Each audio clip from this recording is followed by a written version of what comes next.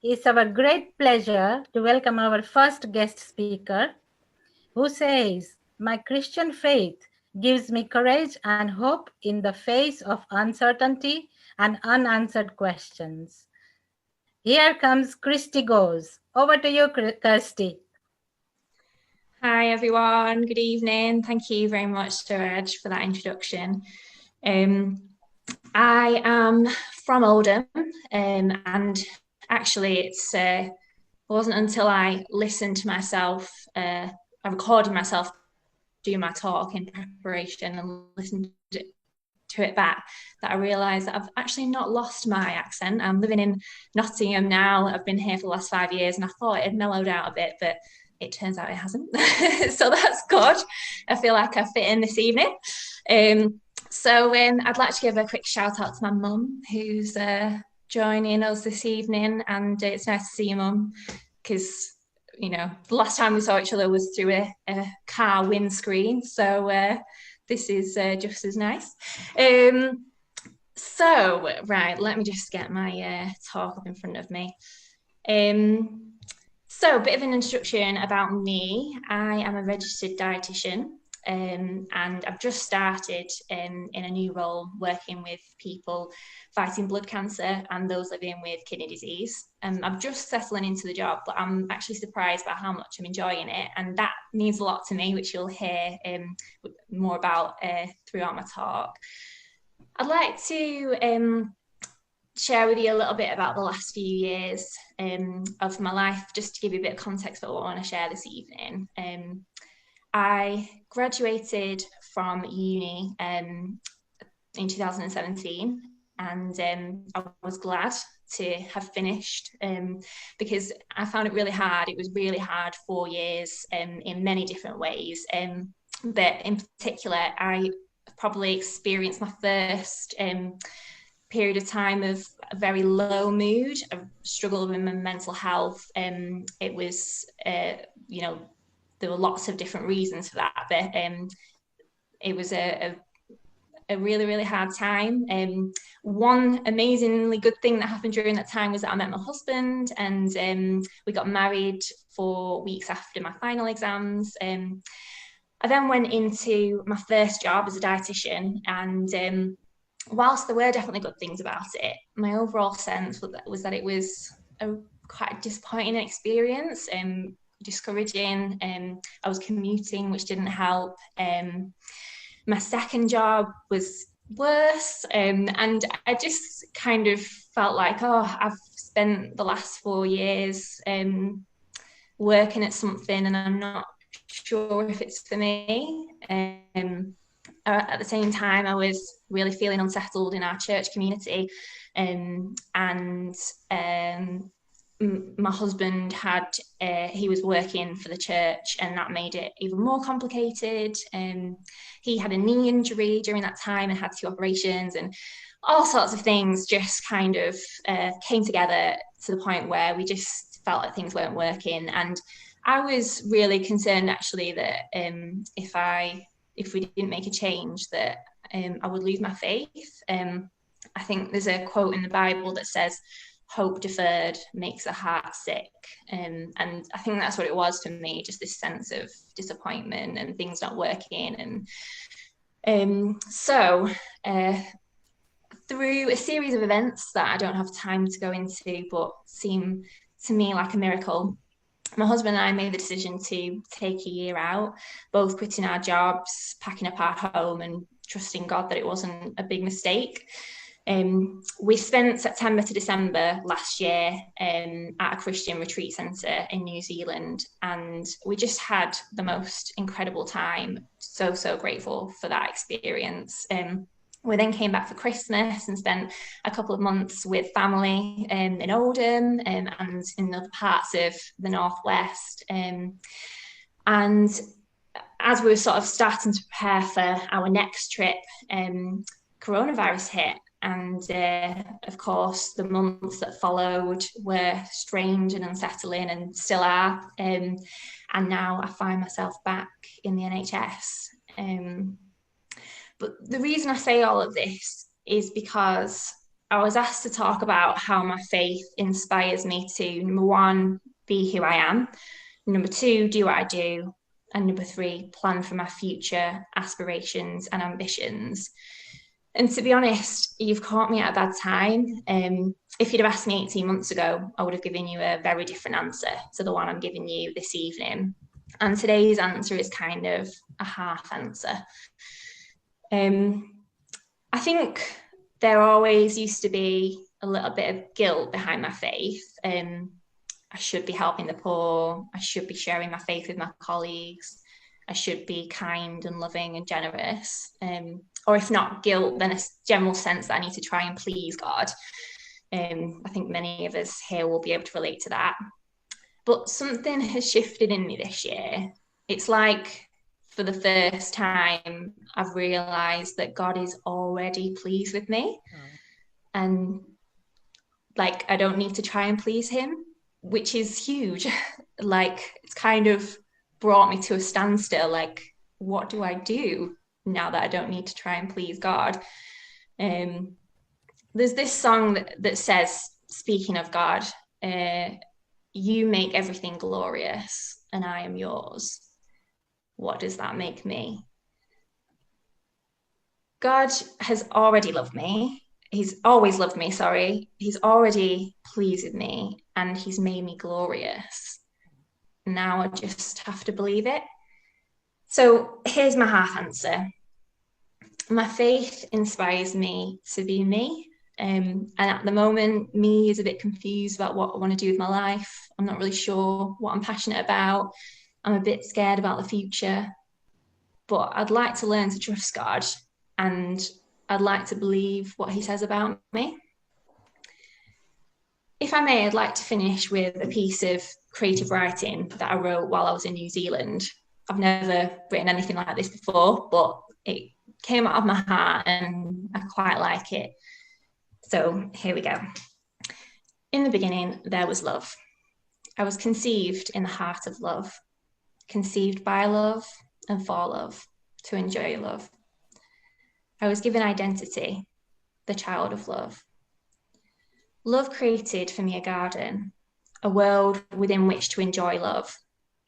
I was given purpose, to love and to be loved. Created in his image, in the image of love, I was a natural. He planted a seed of love in me, and I gave the fruit to him. He showed me how to plant seeds of love in the garden and how to share the fruit with my brothers and sisters. We did it together. Like a child, I had no responsibility. Love carried it all for me. I knew neither good nor evil. Love guided me, watched over me, protected me. We had fun as we enjoyed love together, and it brought us joy. I was free. I was so free that at times I chose to listen to a voice that was not love. The voice told me that love had deceived me. It told me that I needed to do something to become love, that I needed to take matters into my own hands. Love was there with me, but I chose not to listen. Instead, I did what the voice told me to do. All colour faded, stillness turned into chaos. It was so loud I could not hear love, so dark I could not see love. With new eyes, I could see what was good and what was evil. It was a burden so heavy. I'll fix it. I'll sort out this mess. It's my fault. I know, I'll do good. I'll be good. I'll hate evil. Then love will be happy with me, will approve of me and accept me again. But it was so hard. No matter how hard I tried, no matter how much good I did, I still could not find my way back to love. And eventually I would give up and find myself doing evil. Occasionally I would hear love, but through the noise, he sounded different, no longer father-like. I was alone, lost, exhausted. No longer fun. My life was full of shame, misunderstanding, self-hatred. I had no hope. But then came light. Light crawled into the darkness with me and made it bright. He looked at my mess, my brokenness, and asked if he could take it from me. He saw my wounds and asked if he could heal them for me. Who are you? I asked, for I did not recognize him. I'm the light of love, remember? We used to play together in the garden. How I've missed that. Immediately, I felt guilt rise within me. Go away from me. I'm too far gone. I don't deserve love. Ugh, that laugh, that kind and gentle laugh. Who told you that you're too far gone? Who told you that you don't deserve me? You've forgotten who you are, my child. Will you let me remind you? But I'm busy, I think. So much to do. And anyway, I'll just let him down, just get it wrong. How can I be sure this isn't a trap? But those eyes spark an memory, a faint picture in my mind. No, not my mind, my heart. I feel it waking up. I didn't even know it had been asleep. The light of love. For the first time, I see that he is good. I can trust him. I take his hand, and with his eyes locked on mine, he whips away the darkness like a blanket that was covering me. And I see, with astonishment, that I am in the center of love. I was here all along, I ask in bewilderment. I've never left you, said love with a smile. Never forsaken you. Oh, the reunion is so sweet, so beautiful. Love shows me that everything I need is here. All of the love, approval, understanding, all of the acceptance, worth, peace, everything I need is here. All I need. And I'm a child again, a daughter. We talk about my shame, my self-hatred, and the burden of doing that I've been carrying. How will I live now that I can see both my mind and my heart? What should I do about all of the good and evil? Leave that to me, says love.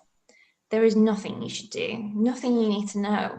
No responsibility, remember, just love. And as for your mind and your heart, I will guide you. I will be your constant companion, your teacher. As we walk together, the eyes of your heart will awaken more and more until the shame, self-hatred, and burdens are just a distant memory.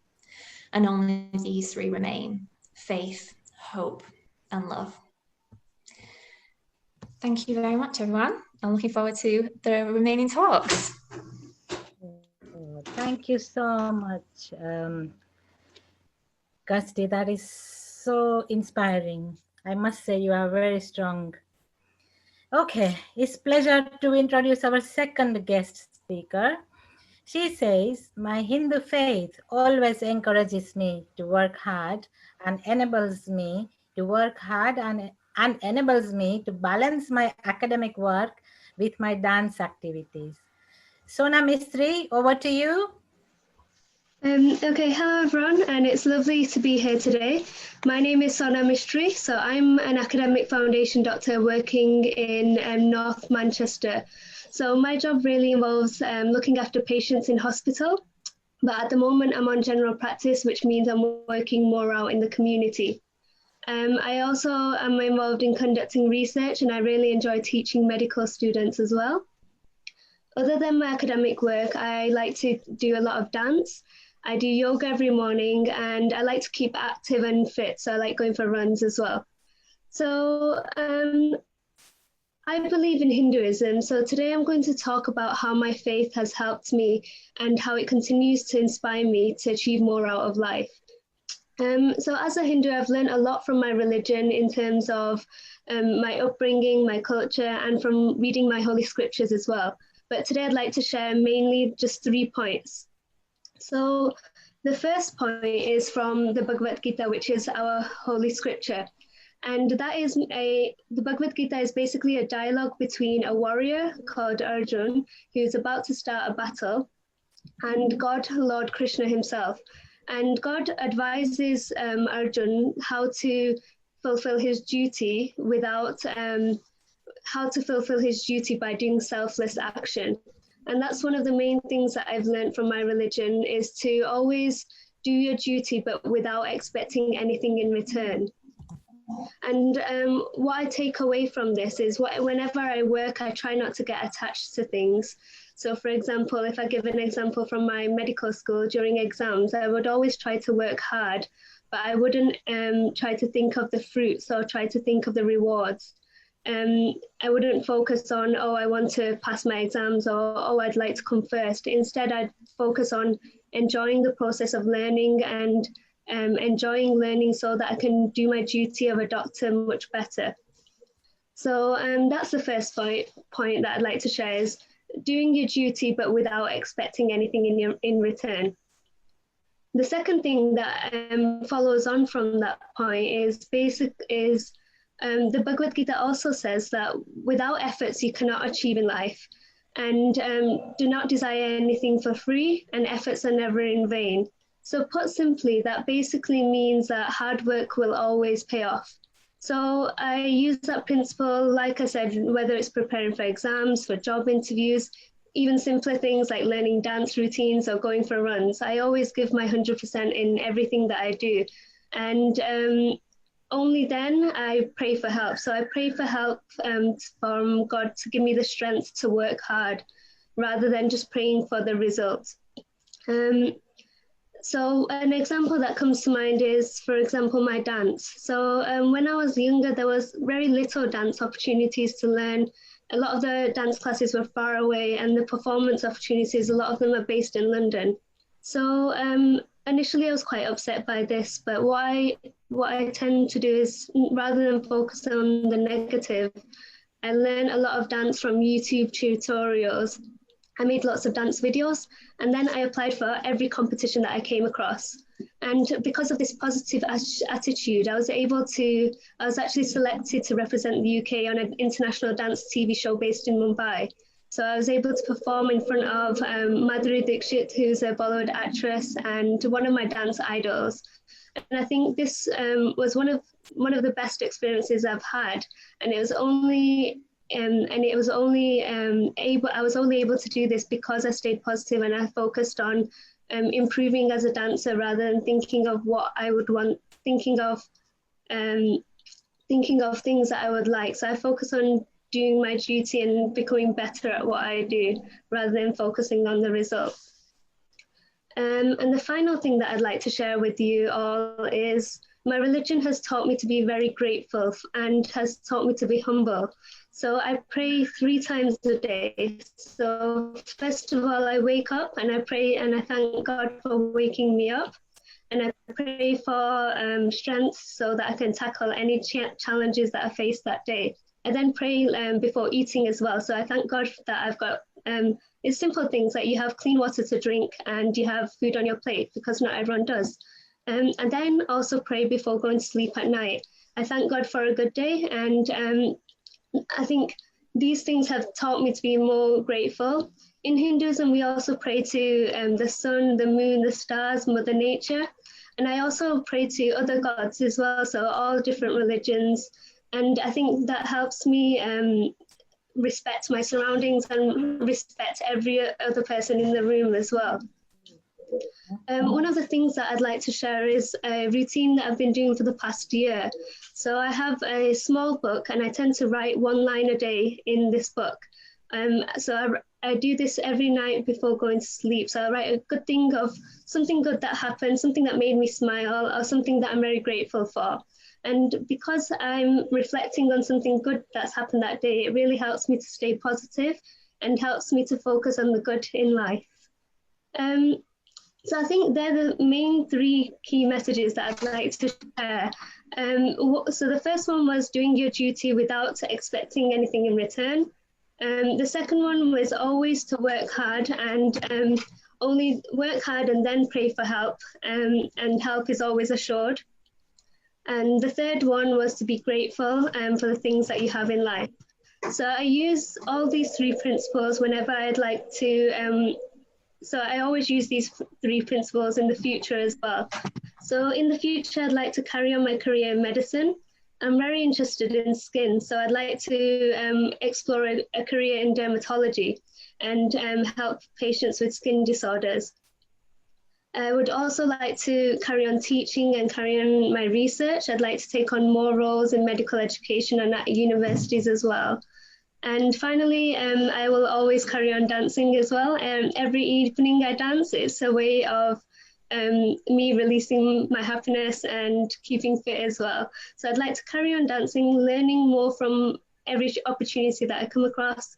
And also I'd like to teach younger children dance as well. So that's some of my short-term goals in the future. But thank you very much for listening to me, and it means a lot that I've been asked to speak here today. Thank you so much, Sona. It has been wonderful. and all the best with your future goals. You've got lots of goals there, and I'm sure you'll achieve them. Thank you very much. Right. It's our next guest speaker. She says, Judaism has guided my beliefs that looking after environment is a value that all should hold close to their heart. What a wonderful. Please welcome Kaylee Lee Simeon. Over to you, Kaylee. Hi, everyone. Thank you all for being here today and joining us.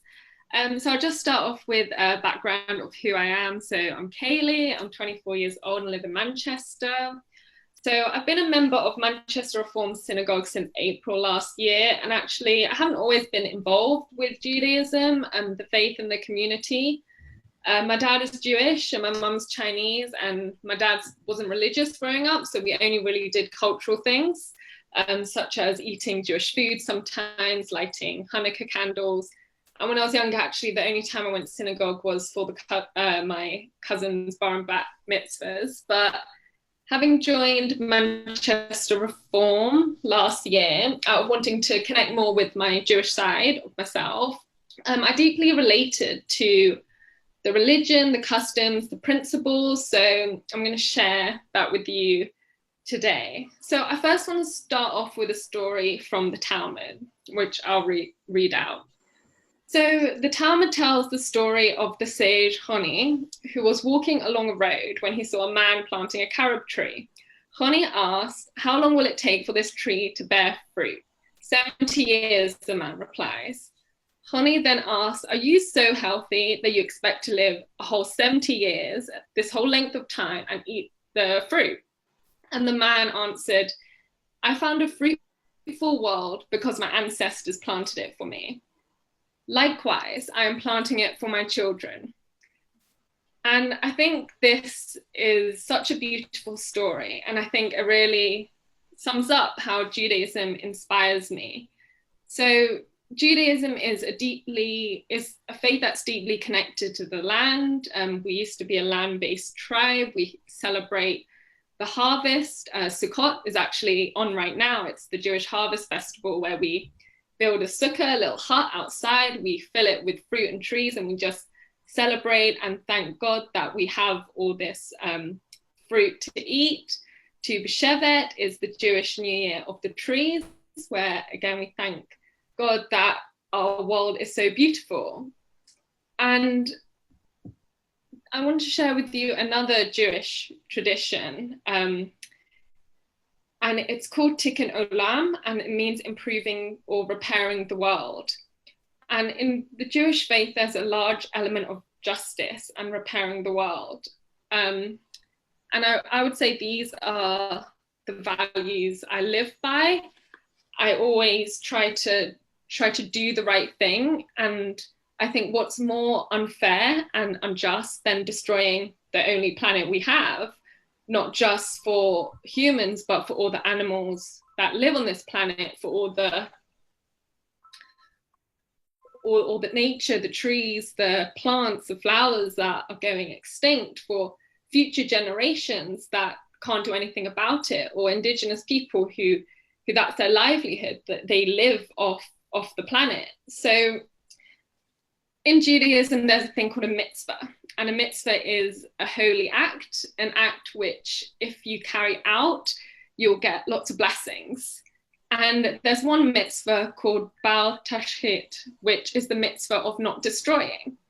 It originally stems from the belief that God created the world, and God created the world for us to live on. So God created the world as our home. And right now, we're destroying our home. Carbon emissions are causing coral reefs to die. They're causing sea levels to rise. Deforestation is causing animals to lose their home. We're polluting the planet. Waste, all this plastic going into the oceans is destroying our beautiful planet and harming all the creatures that live here. And one last Jewish principle that is the most important principle actually. It's called pikuach nefesh, and it's the principle of saving life. And it's actually so important that it overrides all religious laws. So I'll give you an example. On Shabbat, a lot of Orthodox Jews don't drive cars. It's forbidden because you're not meant to work. I don't do this, but a lot of more religious Jews than me do.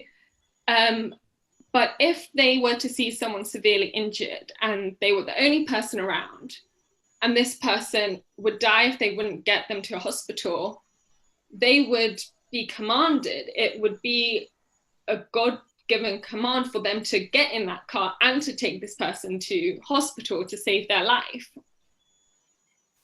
And we know that lives will be lost to environmental degradation. We know that climate refugees are on the rise. People are losing their livelihood, people who depend on the land as their jobs or as their culture. And extreme weather is destroying people's homes and taking away people's families. So in my eyes, I would say fighting to save the planet is pikuach nefesh. It is saving a life. So that's a bit about how Judaism inspires my values. So what do I do? So I study part-time. I'm doing a master's in environmental management, and I focus on climate change and sustainable development. And I also work part-time at a sustainability not-for-profit, which aims to create sustainable events. So we provide education to event professionals to help them make their events more sustainable. And I was also asked to talk about my aspirations in life. And I suppose I don't really mind what I do as long as I feel like I'm making an impact in the world for better and continuing to live by my values and fighting for justice and fighting for a world that our children can inherit and live on, just as we've enjoyed the beautiful planet. And I think so should future generations. Thank you. Oh, that's amazing, Kaylee. Yeah, I wish we all can clap and we can hear it. Thank you so much, Kaylee. Very inspiring. Up to now, what we have heard from 3 speakers is very inspiring, and I'm sure somebody can relate to that as well. Now, I'd like to introduce our final guest speaker. She says, my Muslim faith inspires me to help others and work to serve my community. Welcome, Sama Khalil. Sama, over to you.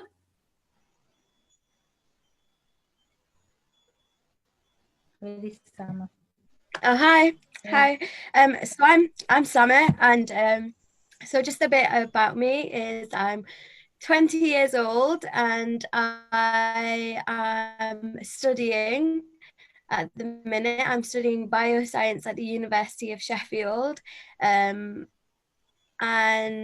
of Oldham. I'm the youth mayor of Oldham, and I'll start from the beginning actually.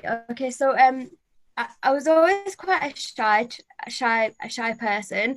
I didn't really like speaking. It's almost like an in-joke in our family because I remember parents' evenings when I was like in school, primary school, up until about the age of 14. The teachers always used to tell my parents that oh, she's okay, she's doing really well, but I wish she'd put her hand up more, I wish she'd speak, or I wish when we picked on her she'd say something and just like get involved more. And it was always because I was like chronically shy. Like the thought of even ordering a takeaway on the phone was like the worst thing ever. I hated talking to people. It was awful. And then when I was about 14, I started, well, I've always had my Muslim faith. I've always connected to it, but I really started properly connecting to it when I was 14. And I started to pray my 5 times a day and start to learn more about my Islam. And also felt that I needed to be different. So I felt like I needed to be more confident, and I needed to make the most of the opportunities in life. So I started doing that, and I joined the youth council in 2016. So when I was 16, I got elected onto the youth council. And so the youth council sort of does campaigns, you know, we've been to parliament. As part of the youth council, I became member of youth parliament. And all of these things are sort of, for me, a part of making the local community better, because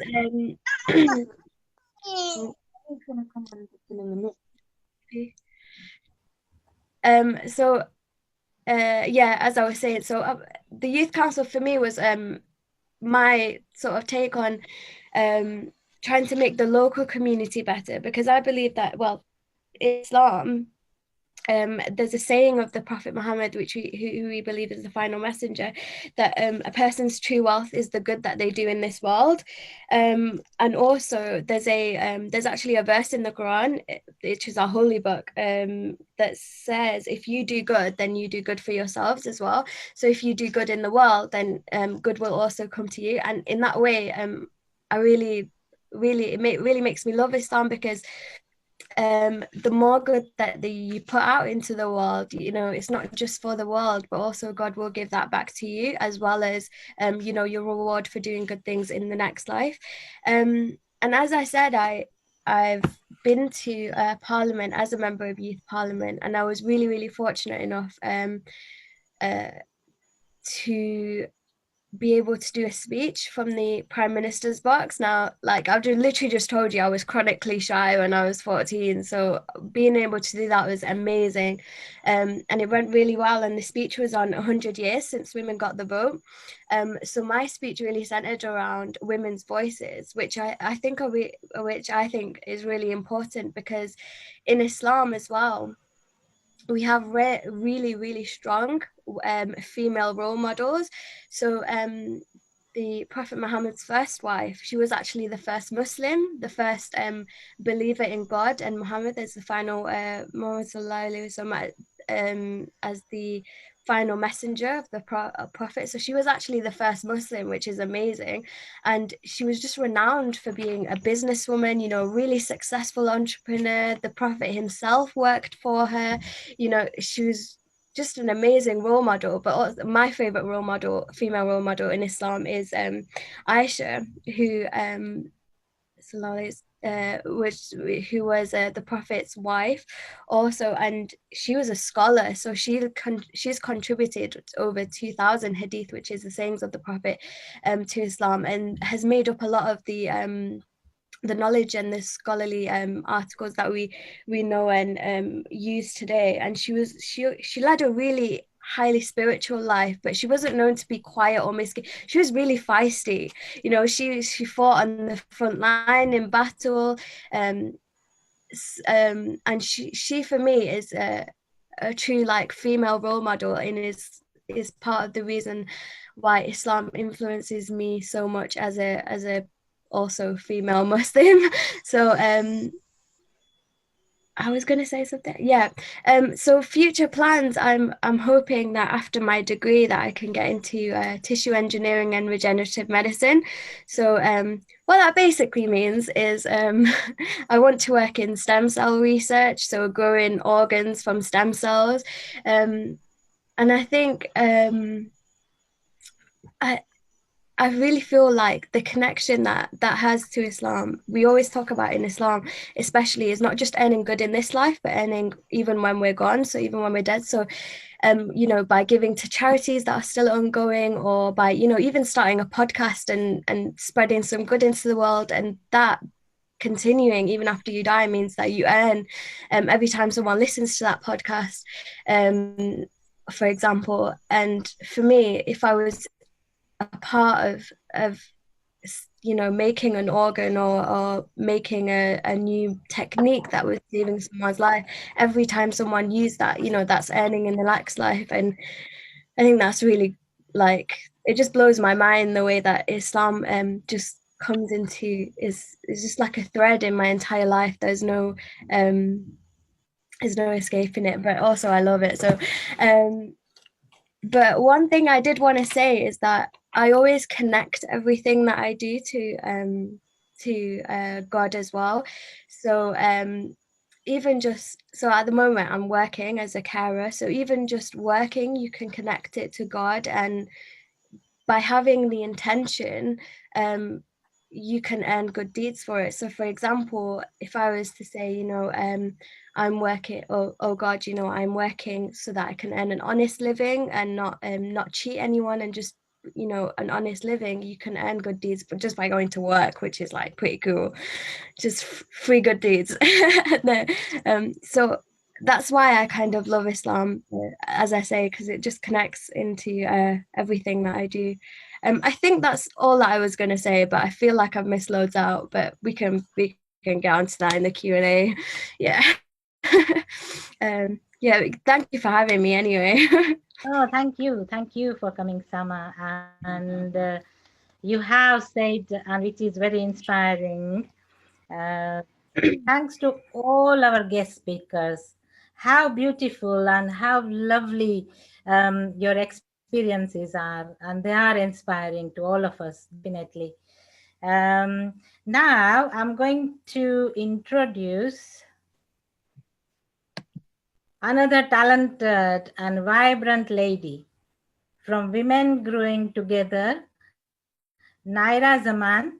Without her and Samra, well, you all heard Samra from Near Neighbor. Without their hard work and technical expertise, this event wouldn't have been possible. All in your hands now, Naira. Is Naira there? Yes. I am. I'm feeling a bit nervous now, Suraj. There you go. Hello, everybody. I'm Naira, so I've been asked to facilitate this discussion today. And can I just say before starting, isn't the world such a beautiful place? After listening to these four lovely ladies speak, I felt what they said was amazing, and it was really inspiring. I think I'm really touched by what they've said. I think when you kind of go through, when you're kind of living in a world of COVID now and actually achieving kind of something that gives you hope, was beautiful. So I want to say thank you. And I know we don't do claps and stuff, but I want to say thank you. It was brilliant. So onto the discussion. This is a bit where all you lovely ladies that haven't been speaking are going to speak. I'm going to try and catch every single one of you out. But if you feel shy, I totally understand if you don't want to speak. But I suppose we'd only get the most out of it if everybody just contribute and give their, just enjoy the discussion or just participate. If you don't feel comfortable talking, I totally understand. You can use the chat function. For those that don't know it, it's on the more section with the ellipses. So you've got the 3 ellipses.